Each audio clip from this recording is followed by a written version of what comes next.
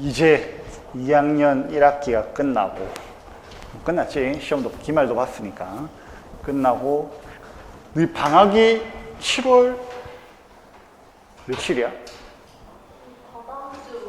다다음 주 월요일? 다다음 주 월요일이면 18일이네. 그치? 7월 18일부터 방학이네. 방학이 한 달이야?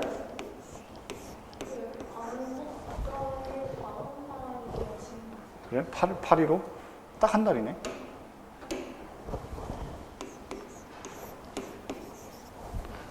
일단 우리가 봐서 알겠지만 지금 2학년 1학기 우리가 국어 내신에 나간 거는 문학 100%잖아. 그치?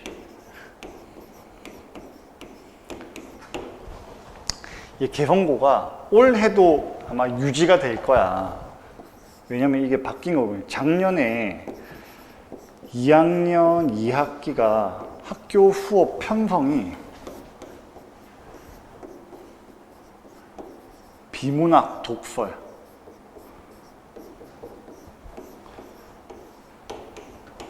이게 이제 100% 나와. 근데 여기서 교과서 지문이 한 60%. 이 정도. 그 다음에 학교에서 책도 주고 막 그래. 책을 뭐 통째로 주진 않고 복사한 거. 인쇄해서 주진 않아. 그냥 파일로 줘. 읽어보래. 그래서 교과서 외에서 한 40%. 우리가 왜 수능 국어에서 보면은 수능 국어 모의고사에서 비문학 독서 지문 있잖아. 그렇지? 장문의 지문이 나오고 그 지문에 대해서 주로 이제 내용 일치 문제기는 하지. 그 문제가 2학년 2학기 내내 나오는 거야. 무슨 말인지 알겠지? 근데 어떻게 보면 한편으로 다행인 거는 범위가 정해져 있기는 해. 범위가 딱, 왜냐면 지문을 먼저 주니까. 그리고 교과서 지문이 한 3, 4개. 그 다음에 교과서 외 지문이 한 3, 4개. 이래서 작년 같은 경우는. 뭐 올해도 큰 차이는 없을 거거든, 아마도. 또 이게 3년 전에는, 2년 전이었다. 2년 전에는 2학년 2학기가 엄매였어, 엄매. 문법이었거든. 근데 바뀌었어, 이게. 왜냐면 수능이 바뀌면서. 수능 엄매가 선택 영역으로 바뀌면서 작년부터 이게 바뀐 거예요. 그러면 2학년 2학기 내신은 독서구나 이렇게 생각을 해야 돼. 근데 그렇다고 해서 우리가 2학년 2학기 내신만 준비하고 이것만 생각할 수는 없잖아. 그렇지? 왜냐면 고3 내신도 생각해야 되는 거고, 그리고 고3 때 수능도 생각은 해야 되거든. 그래서 평상시에 사실 제일 수능 국어를 생각하면은 당장 내년 11월에 우리가 볼 수능 국어를 생각하면은 정말 하루도 끊김이 없이 거기에 맞춰서 수능 국어 공부하는 게 제일 좋아. 재수생들이 그러고 있잖아. 그렇잖아. 재수생, 3생들 다 그렇게 하잖아. 그게 제일 좋은데 현역들은 어쩔 수 없는 게 뭐야?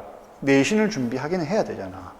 그래서 가능하면은 비내신 기간, 딱 이럴 때지. 기말 끝나고 중간 끝나고 방학 끼고 이럴 때는 수능 국어 준비를 엄청 많이 해야 돼, 오히려.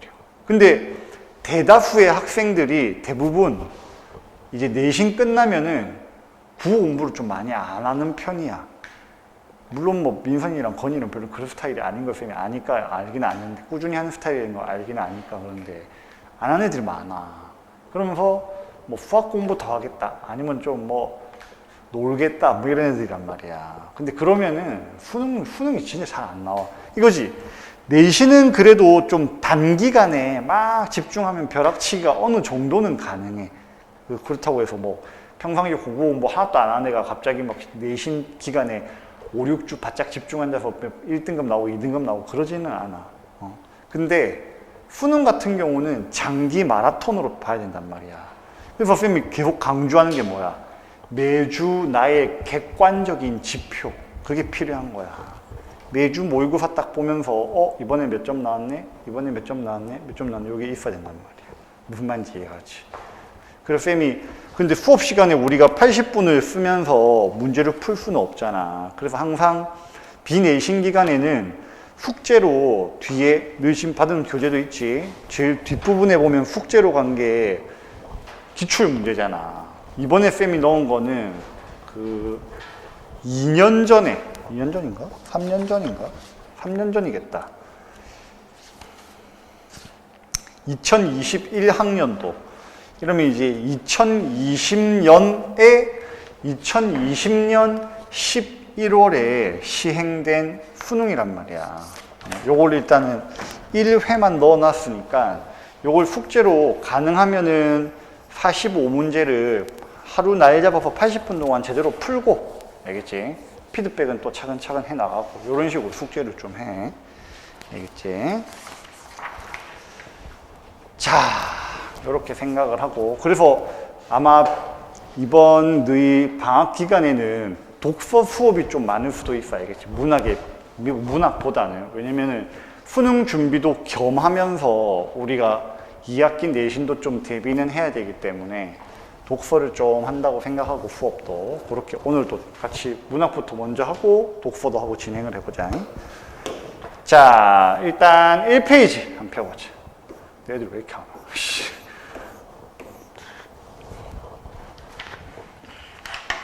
자, 1페이지 문학 보면은 유형 연습해서 나오지. 자, 요게 최근 수능 국어의 트렌드야. 최근 문제거든. 이 트렌드라는 게 뭘 말하는 거야? 박스 지문이 하나가 있는데, 지문에 해당하는 박스가 하나가 있는데 글이 3개나 있어. 가, 나, 다. 그치? 1페이지, 2페이지 보면은. 또 가글은 문학이 아니야. 이런 건 뭐라고 하냐면 문학 이론이야. 문학 이론. 알겠지? 문학 이론에 해당하는 설명문이 하나가 있고, 그 다음에 나 현대시 하나, 다 현대시 하나. 이렇게 2개가 나오는 거지. 자, 일단 이걸 먼저 풀어보고 쌤하고 풀이를 할 건데, 요거 1, 2, 3, 4번. 요거 푸는데 걸린 시간은 일단 4문제 8분이고, 풀고 나서 쌤하고 같이 한번 보고 왔죠. 시작.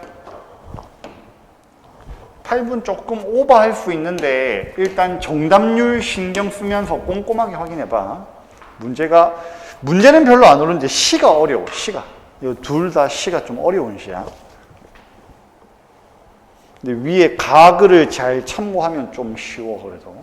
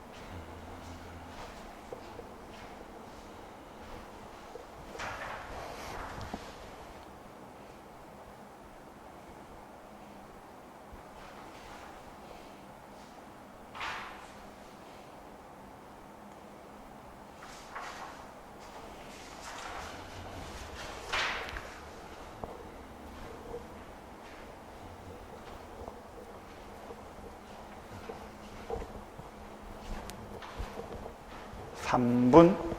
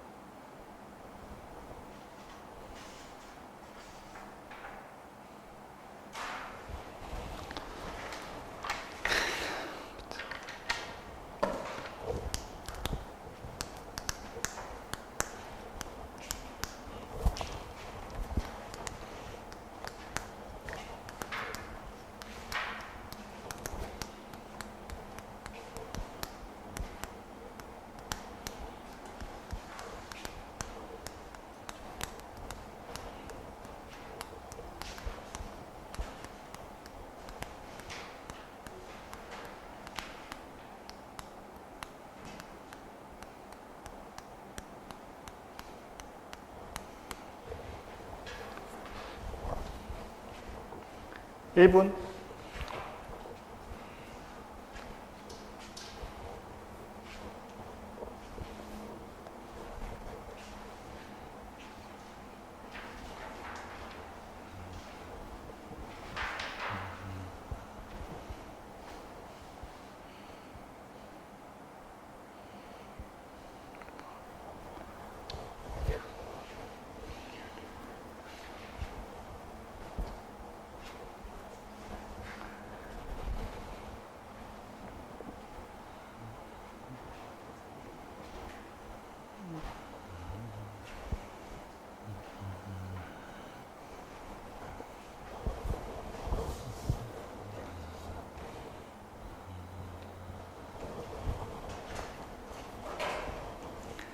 자, 쌤 시간 더 필요한 사람?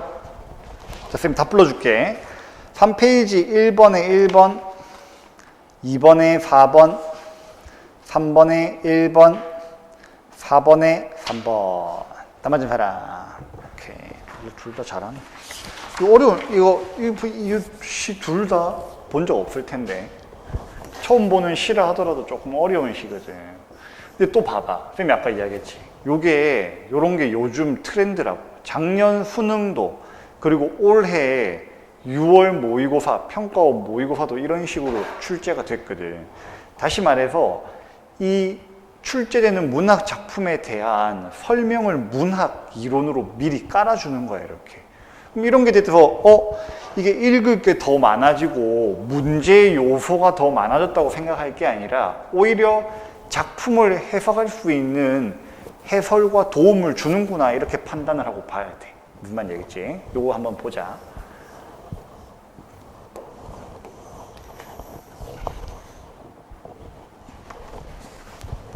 자, 핵심 어디? 자, 모더니즘 시는 과거의 전통적인 형식과 차별을 두며 새로움을 추구하는 예술적 영향을 받아 창작된 작품들이다. 포인트는 이거지. 새로움을 추구하는 예술적 경향의 시가 되는 거야. 그러니까 이리 봐봐. 너희가 독서를 읽을 때도 마찬가지인데 이런 부분들 있지. 전통적인 형식과 차별을 뒀다는 거. 사실 이건 있어도 되고 없어도 되는 거야. 새로움을 추구한다는 것 자체가 전통적인 형식에서 차별을 둔다는 거잖아. 그치?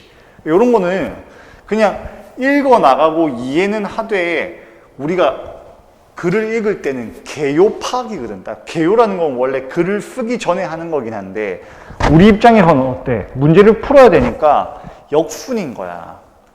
완성된 글을 읽으면서 뼈대를 찾아 나가는 거지. 그러면 그게 파악된 게 뼈대니까 간소화된 거고 요약된 거잖아. 머리에 더 남는단 말이야. 전체 이해도 편하고. 무슨 말인지 이해가지. 그걸 가지고서 문제에 접근해서 푸는 거고 디테일한 부분들은 확인해서 들어가는 거지. 독서야, 독서. 그래도 독서 문제는 아니지만 독서 지문이니까 읽는 방법을 적용을 해보자면은 모더니즘 시는 현실을 객관화하는 경향성이 있는데 자, 이 객관화라는 표현도 동그라미 넣어. 객관화된 현실의 의미를 알기 위해서는 현실에 대한 태도와 현실을 형상화하는 방법, 그 안에 전제된 가치인식에 주안점을 두어 감상할 필요가 있다. 요 가치인식이라는 말을 정삼각형 쳐보고 요게 뭐냐면은 추상적 관념이야 사실. 그리고 또 뭐가 돼? 주로 문학에서 특히 시에서 자주 나타나는 정서를 말하는 거지. 정서. 잠깐만.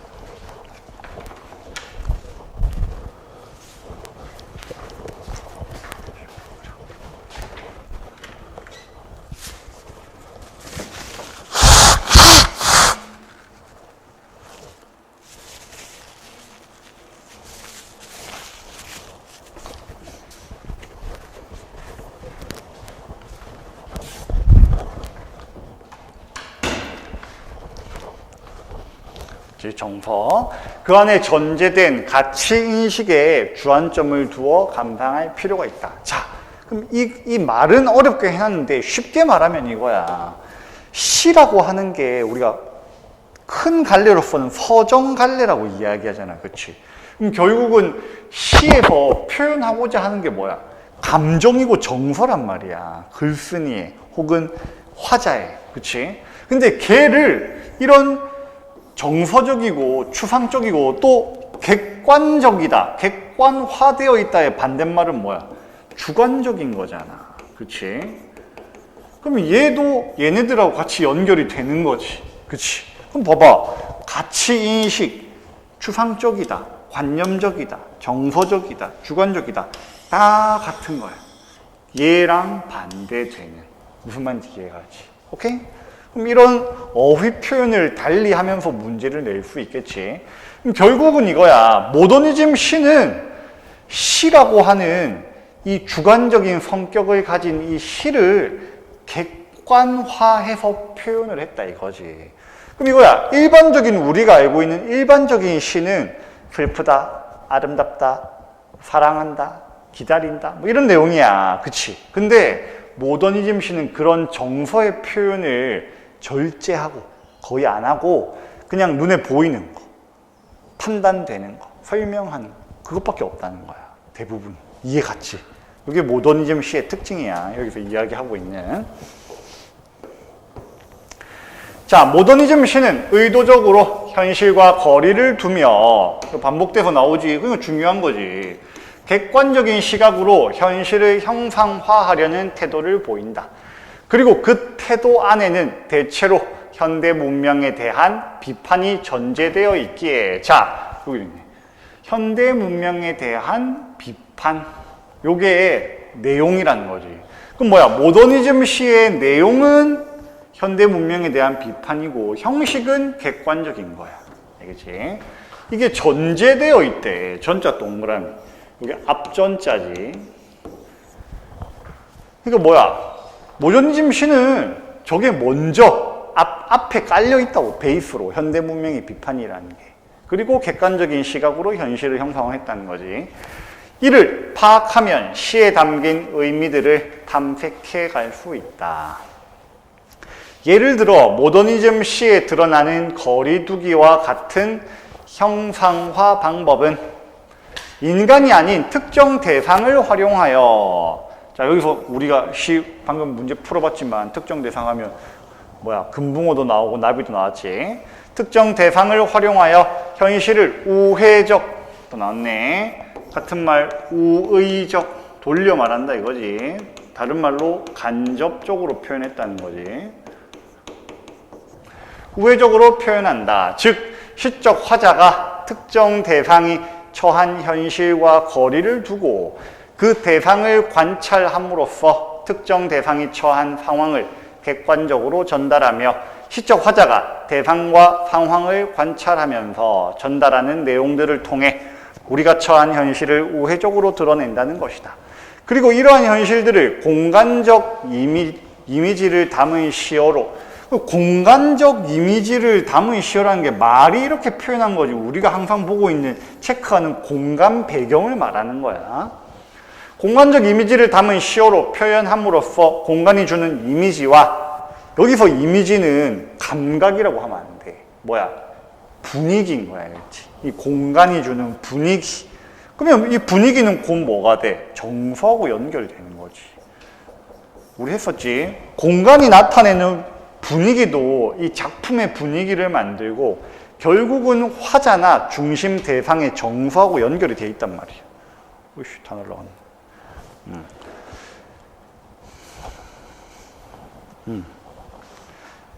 자, 주는 이미지와 그 공간에서 특정 대상들이 보이는 태도를 통해 현대 문명의 부정적인 면모를 드러냄과 동시에 현대 문명 속에서 살아가는 사람들의 정서, 그리고 그것을 벗어나고 싶은 현실과 대조되는 이상적 상황들을 표현한다.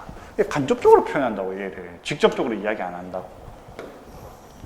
한편 거리두기를 위해 제시된 특정 대상들은 현실을 극복하고자 하는 적극적인 태도를 통해 현실 극복의 의지를 드러내기도 하지만 오히려 소극적인 태도로 현실을 무기력하게 수용하는데, 이러한 소극적인 태도는 반어적으로 현대 문명의 폭력과 억압의 성질과 이에서 벗어나야 하는 당위성이라는 게 뭐야?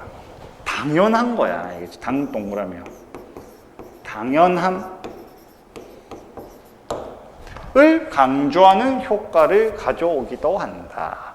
딱 이게 뭐야? 나시에 나타나는 거지. 소극적인 태도. 그치? 자, 문제를 한번 같이 보면은, 작품을 먼저 보자. 일단 김기림 시인의 금붕어부터 먼저 보자. 자, 금붕어는 어항박 대기를, 이 대기가 우리 대기권 할 때 대기야. 공기 말하는 거야, 공기. 금붕어는 어항박, 그럼 어항도 공간 배경이니까 네모를 쳐야 되는데 공간이 계속 많이 나오지. 여기서 우리가 체크해야 되는 건 뭐냐면은 대조적인 관계야. 금붕어는 어항박 대기를 오를래야 오를 수 없는 하늘이라 생각한다. 사실 이까지만 딱 보고 판단해서 볼 수는 없는데 우리가 뒤에 거도 봤으니까 어떻게 돼? 얘는 부정적 공간이야. 얘는 긍정적 공간이야. 이 두 개 같은 거야. 자, 그럼 어항이 상징하는 건 뭐야? 구속, 억압, 이렇게 하는 거야. 대기와 하늘이 이야기하는 것, 상징하는 것, 자유, 이상향, 이렇게 추구하는 곳, 완벽한 곳, 이렇게 되는 거지. 금붕어 그러면 지금 어때? 시적 상황이. 금붕어는 지금 어항 안에 있는 거야. 어항 안에 있으면서 어항 밖에 있는 대기, 공기를 보면서, 허공을 보면서 오를래야 오를 수 없는 하늘이라 생각한다. 금붕어는 어느새 금빛 색채연에 비늘을 입었다. 빨간도 세모 색채여, 빨간 꽃 이파리 같은 지규법 세모, 꼬랑지를 폈다.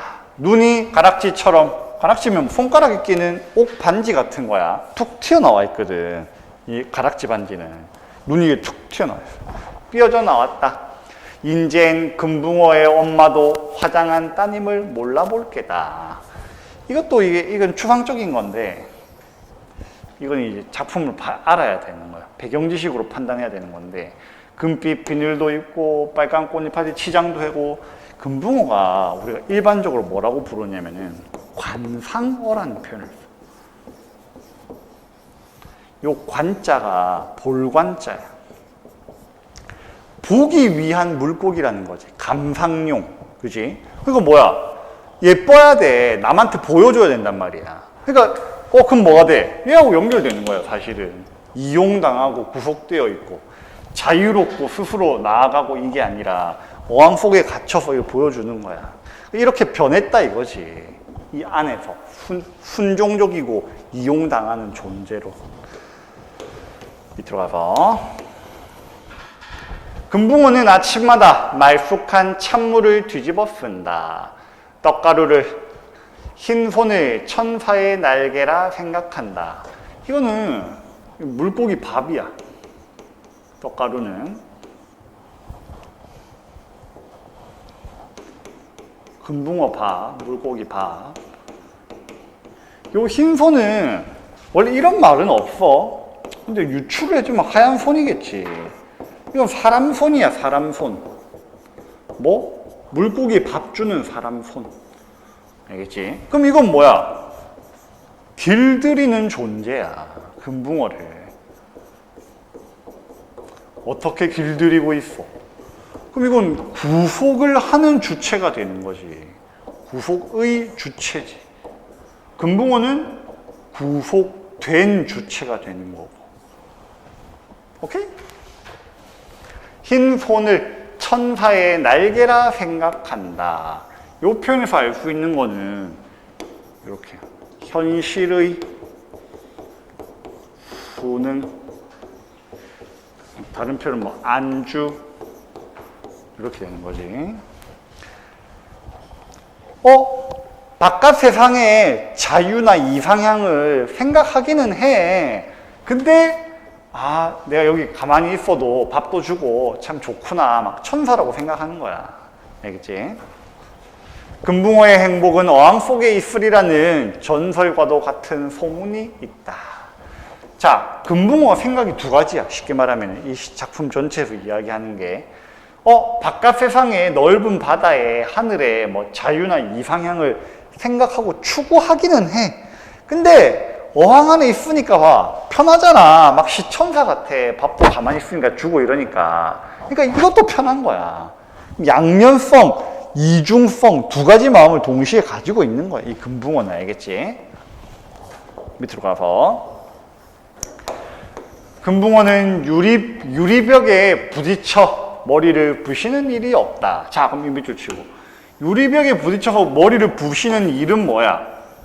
이건 현실에 대한 저항이지, 저항. 혹은 비판도 되겠지. 이런 게 없다고. 잘못된 걸 잘못했다 이야기 안 한다고. 얌전한 수염은 어느새 국경임을 느끼고는, 그 나라의 경계, 우리가 아는 그 국경이야. 아담하게 꼬리를 젖고 돌아선다. 어항 이렇게 있으면은 이렇게 해서 수염이 살짝 부딪혔어. 이거 뚫고 가지는 않고 그냥 싹 돌아가는 거예요. 이렇게 여기서 있는 거지. 이것도 뭐야? 위에서 표현했던 현실의 안주, 현실의 수능, 이렇게 되는 거지. 요런 동작에 대한 표현들이.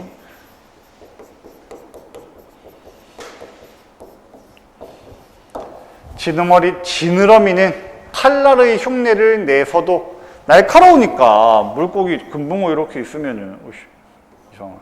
금붕어 이렇게 있으면은 여기 지느러미 막 이렇게 있잖아. 이렇게. 지느러미 있는데도 칼날의 흉내를 내서도 항아리를 끊는 일은 없다. 이거 뚫고 이 구속된 잘못된 현실을 뚫고 하는 일 없다고. 순응하고 안에서 지내고 있다고. 아침에 책상 위에 옮겨 놓으면 어항을 이제 옮겨 넣었어. 금붕어 옮겨 놨어. 창문으로 비스듬히 햇볕을 녹이는 붉은 바다. 요 정사각형. 아까 이야기했던 이상향, 자유가 되겠지. 붉은 바다를 흘겨본다. 옆으로 보는 거야, 이렇게.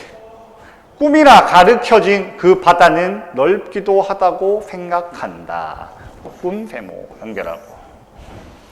생각만 하는 거야. 이제 가진 않아. 넘어가서 금붕어는 아롱진 거리를 지나. 이 아롱진은 점점이, 뭐 이런 표현이, 점점이 아롱지다 이런 표현이 있는데, 그거 생각하면 돼. 개 중에 왜 점박이 점점 있는 거 있지. 달마시안. 되겠지. 그런 걸 이제 아롱지다. 이런 표현서. 금붕어는 아롱진 거리를 지나 어항박, 대기, 공기, 허공을 건너서 진화해. 바다 이름이지. 진화해. 그럼 이거 뭐야 다? 긍정 공간 이미지, 긍정 공간 이미지. 한류를 끊고 차가운 물의 흐름을 끊고 헤엄쳐 가고 싶다. 동그라미. 금붕어 정서 나왔네. 자유에 대한 열망도 있는 거야 동시에. 쓴 매개를, 여기 매개는 뭐 문맥상 의미는 쓴 하나하나 이렇게 해석할 수 있어. 쓴 하나하나. 여기 쓴도 뭐야? 이미지 자체는 미각 이미지지. 맛이 쓰다고. 고통스러운이라고 비유한 거지. 쓴 매개를 와락와락 삼키고 싶다. 옥돛빛. 이건 옥으로 된 자야. 옥돛빛 해초. 바다에 있는 풀들 있지. 안에 미역 같은 거. 해초의 살림 속을 검푸른 비누를 입고 상어에게 쫓겨 댕겨 보고도 싶다. 지금 내가 편안하게 어항 속에서 사람이 주는 물고기 밥이나 먹고 있지만 또 한편으로는 바다에서 막 상어한테 쫓기고 위험하고 힘들더라도 그런 삶도 좀 살고 싶은 이상향이 있는 거야. 그럼 본디 원래 마음은 요거야, 요거. 알겠지? 근데 현실에 안주하고 있는 거지. 마지막. 금붕어는 그러나 작은 입으로 하늘보다도 더 큰 꿈을 오므려 죽여버려야 한다. 이 꿈이 뭐야? 자유야, 자유. 이 자유를 죽여버려야 된대. 포기해야 된대. 배설물의 침전처럼 금붕어 똥이 막 가라앉아. 어항 밑에는 금붕어의 연령만 쌓여간다. 금붕어는 오를래야 오를 수 없는 하늘보다 또 더 먼 바다를 자꾸만 돌아가야 할 고향이라고 생각한다. 생각만 하고 있어. 현실은 그러지도 못하고 있고. 자, 요게 봐봐. 현대 문명에 대한 비판이라 그랬잖아. 모더니즘식. 그치? 그러면 거리를 두고 있다는 거는 그냥 마치 사람은 또 마치 이 작가는 나는 아니야 하는 것처럼 거리감을 두고서 금붕어만 가지고 막 이야기를 하고 있는 거야. 근데 정작 이야기하고자 하는 원관념은 뭐야? 인간이지, 인간. 인간들이 이러고 있다는 거야, 현대 문명에서. 현대 문명에서 뭔가 자유롭고 자기가 진정으로 위하고 이런 삶을 살아가야 되는데 그러지 못하고 그냥 현실에 순응하고 있다는 거지. 무슨 말인지 알겠지? 오케이? 나시도 같이 바로 한번 보고 문제도 보자.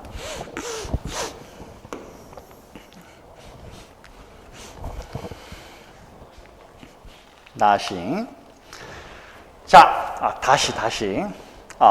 쌤이 금붕어 주제만 좀 정리해 줄게. 주제는 좀 알아놓어요. 여기 나중에 나오더라도 주제가 그렇게 쉬운 건 아니니까. 요거는 이상세계.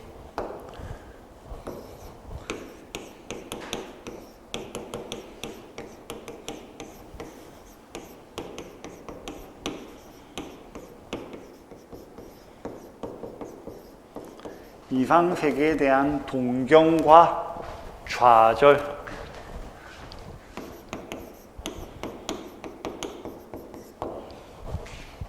동경하고 있지만 좌절하고 있어. 그리고 한편으로 또 뭐야? 안주, 순응하고 있지. 이 표현도 써놔. 안주. 그 다음에 순응. 스스로 그러하고 있는 거잖아. 막 노력하는데 안 되는 것도 아니고. 그것도 넓은 범위 안에서는 같이 가져갈 수 있지만 다양한 표현을 가지고 해석할 수 있겠지. 다시 한번 보자. 자, 제목은 나비와 광장. 광장이란 건 넓은 평야를 말하는 거야. 넓은 평지, 평야, 평지. 평야는 아니지. 평야 하면 들야자라서 들이고 평지가 해당하는 거야. 넓은 공터, 이런 광장이라 그러지.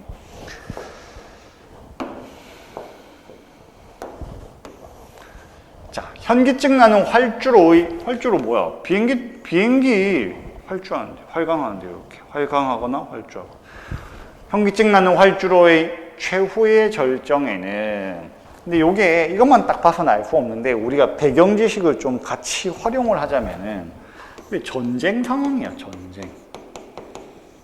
전쟁할 때 물론 전쟁이 아닌 경우에도 비행기 활주로는 있지만, 알겠지? 우리가 외적 중거로 이 작품을 바라본다 했을 때 전쟁 상황이라는 걸 개입을 좀 시켜야 돼.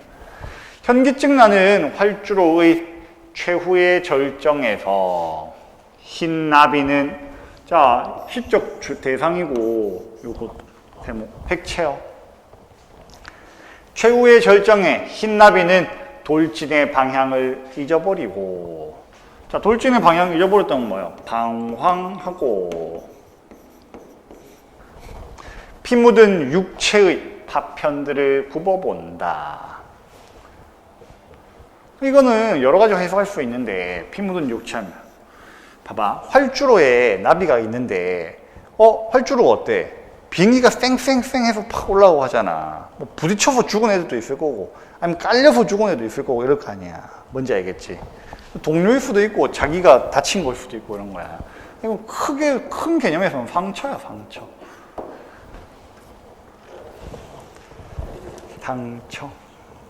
밑으로 가서 기계처럼 장렬한 심장의 축일 한 모금 샘물도 없는 허망한 광장에서, 이런 게 봐봐. 아까 이야기했던 거야.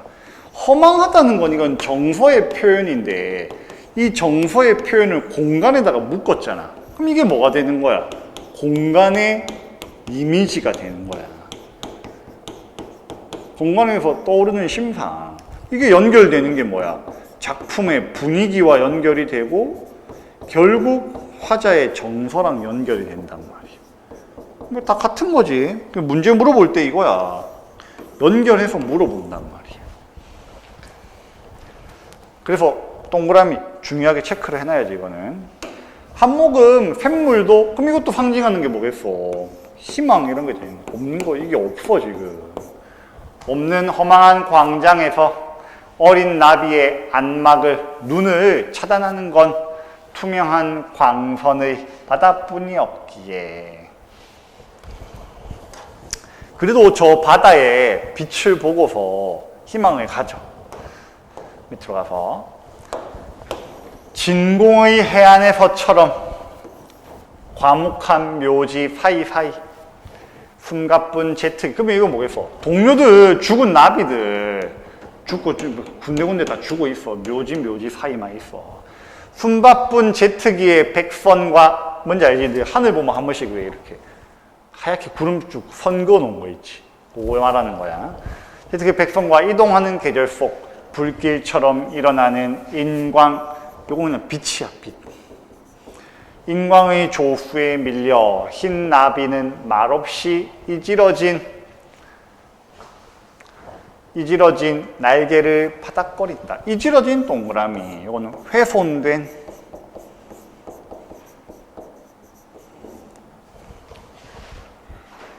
밑으로 가서 하얀 미래의 어느 지점에 아름다운 영토는 기다리고 있는 것인가.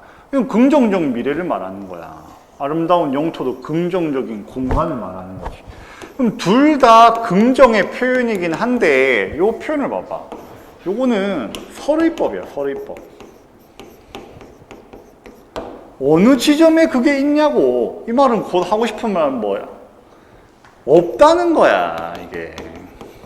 현재 없는 상황을 나타내는 거야.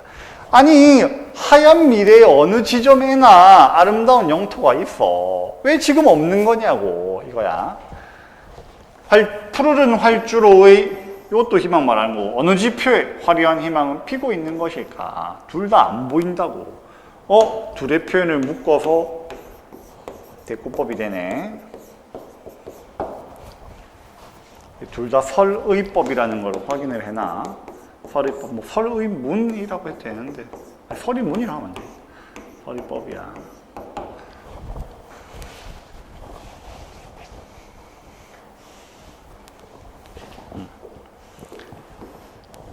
신도 기적도 이미 승천하여. 자, 하늘로 올라갔다는 오를 승자지. 그럼 여기서 말하는 건 신도 귀족도 이미 승천해 버린 지 오래됐대. 그럼 뭘 말하고 싶은 건 뭐야? 신도 없고 귀족도 없는 상황이고, 그 말은 곧 뭐야? 희망이 부재하다. 이거 희망이 없다 이거지.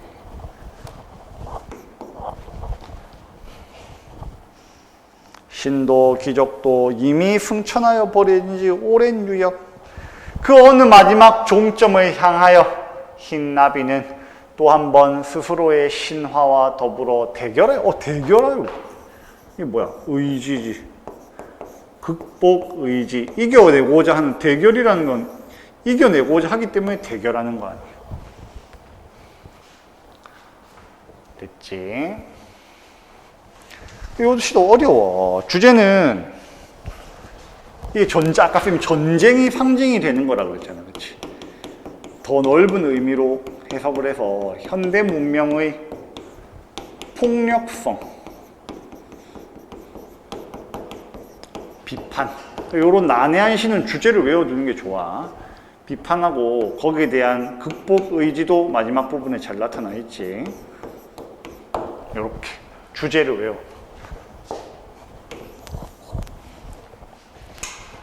현대 문명의 폭력성을 비판하고 거기에 대한 극복 의지도 나타나 있다. 자, 문제를 한번 같이 가서 보자. 3페이지 1번 문제. 문제 다 잘 풀었네. 문제 쌤이 별로 어렵진 않다 했지. 자, 나와 다에 대한 설명으로 가장 적절한 것은 답 1번이고, 자, 나는 색채어를 활용하여. 얘부터 먼저 확인하면 되지. 이번 내신 본 것도 잘 생각해봐. 쌤이 뭐래? 항상 강조하는 게, 요걸 문장 통째로 끝까지 쭉 다 읽은 다음에 여기서 O, X를 판단을 하려고 하면은 판단에 미스가 생길 가능성이 더 높아져. 물론 이렇게 풀어서 100점 받는 애도 있기는 있어. 근데 우리 입장에서는 어떻게든 더 많이 맞출 확률을 높이고 정확도를 더 높이고 이게 목적이고 그 방법대로 행해 나가야 되잖아. 그지? 왜 끊으라고 이렇게 끊어. 이것만 먼저 확인을 해. 색채어를 활용했는지 안 했는지. 나시에 보면 우리 세모 쳐놨잖아. 제일 1년에서부터 나오지. 그치? 금빛, 빨간 이런 거 나오잖아. 밑에 가도 붉은 바다도 있고. 그치? 그래서 색채어 활용한 거는 오케이. 동그라미 쳤어. 그 다음에 시적 대상의 외양, 겉모양, 겉모습을 묘사하고 있대. 그럼 이렇게 해봐봐. 근데 뭐뭐 하여라고 했어. 이렇게 연결을 시켜야 돼. 그럼 이거야. 푸는 방법은 색채어 활용한 부분을 찾아 들어가서 거기서 시적 대상의 외양을 묘사하고 있는지를 보면 되는 거야. 1년에 나오네. 그치? 뭐야? 금붕어가 금빛 비늘을 입었고 빨간 꽃잎파리 같은 꼬랑지를 폈대. 그치? 선생님 묘사하고 있네. 그림 그리듯이 하고 있네. 묘사는 그림이라고 그랬지. 글 읽었을 때 그림이 그려지면 되지. 그것도 맞네. 그리고 정답이 1번 되는 거지. 자, 2번 문제. 자, 기억에서 미음에 대한 설명으로 적절하지 않은 것은 답 4번이지. 자, 리을 보면은 앞부분에 2페이지 가보자. 피 묻은 육체의 파편들을 굽어본대.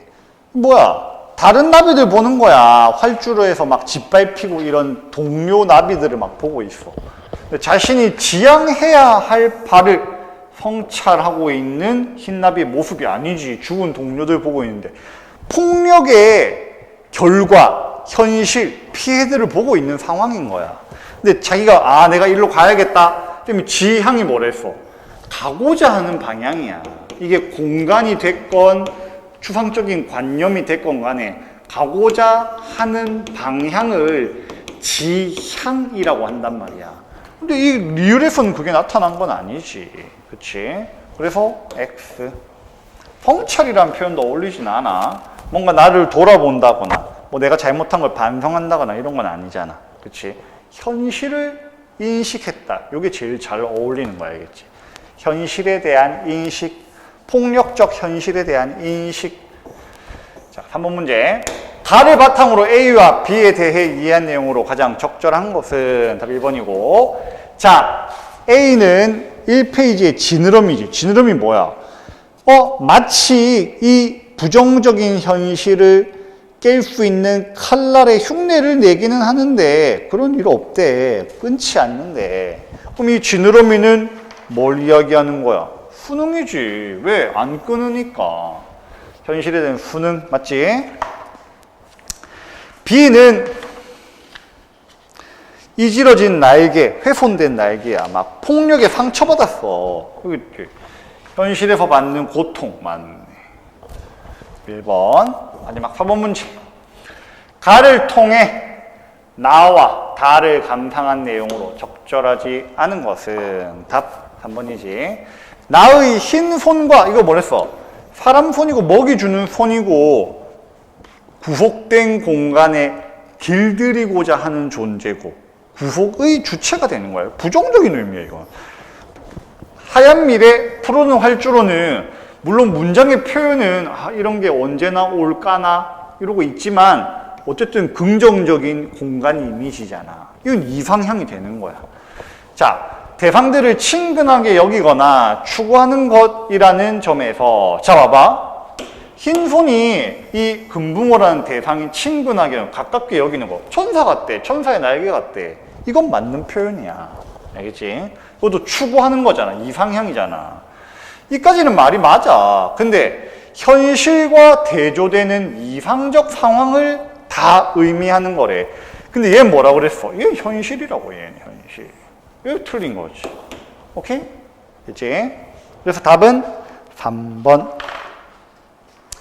요렇게.